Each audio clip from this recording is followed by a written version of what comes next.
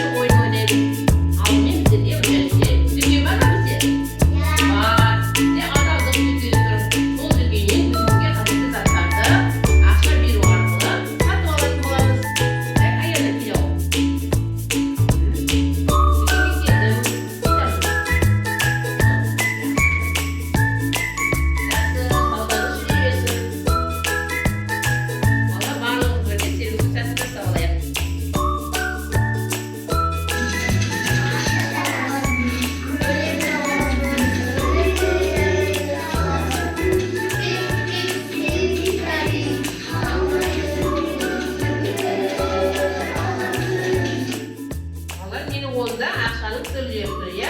Мына жерде тұрған 1000 теңге, 2000 теңге, 5000 теңге және 10.000 теңге бар екен. Өте жақсы балалар. Енді барлығымыз бірге бұл жерде мақалдар бар екен. Бірге қайталап айтамыз ба? Иә. Адам боламын десең, айталаймыз. Адам боламын десең, арыңды ақшаға сатпа. 100 теңгең болғанша 100 досың болсын. Теңге тиыннан өседі. Өте жақсы, жарайсыңдар. Енді бізде балалар екінші тапсырмамыз. Мына жерде бізде ақшаға сатып алатын заттар болады және ақшаға сатып ала алмайтын заттар болады, иә?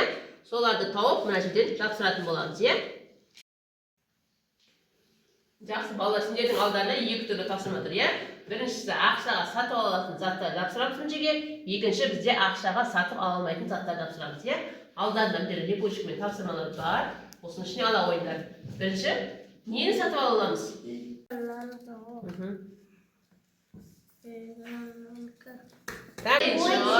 Сыйлық, киім, дәрі-дәрмек және тұрмыстық техниканы ақшаға біздер сатып аламыз екен. Енді ақшаға нені сатып алмаймыз, соны айта қойыңдар. Достықты, қуаныш, уақыт, денсаулық, бақыт, отбасы, күн, махаббат. Бұлар біздің сатып ала алмайтын нәрселеріміз, иә? Мына жерде жартысын тап ойын ойнаймыз, иә? Мына жерде қағаз ақша берілген және тиын ақша берілген, иә? Соның жартыларын мына жерден тауып жапсыра қойды. Ала қойды.